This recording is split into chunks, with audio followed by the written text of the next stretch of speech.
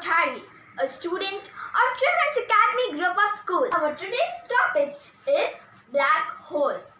A black hole, a region of space-time where gravity is so strong that nothing, no particle can escape from it.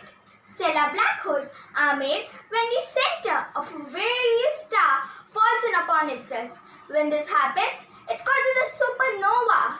A supernova is an exploding star that blasts part of the star into space.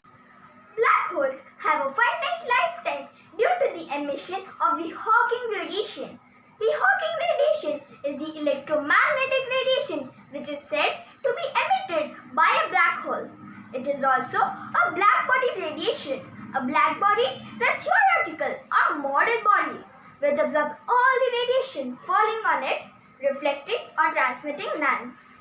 The term black hole was coined in 1967 by John Wheeler.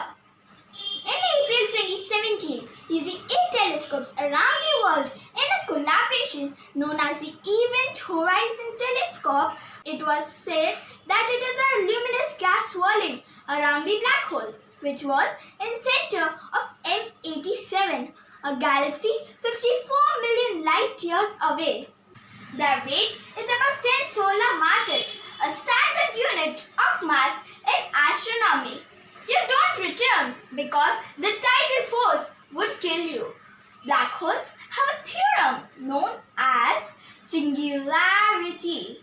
Singularity, which crushes all the matter in the black hole. Singularity simply is a location in the space-time where the gravitational field of a celestial body is predicted to become infinite by the term general relativity, which was discovered by the great scientist Albert Einstein.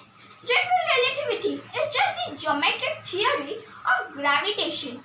The time a black hole would take to completely disappear and evaporate is much far than the current age of the universe. So, with this, we come to the end of our topic.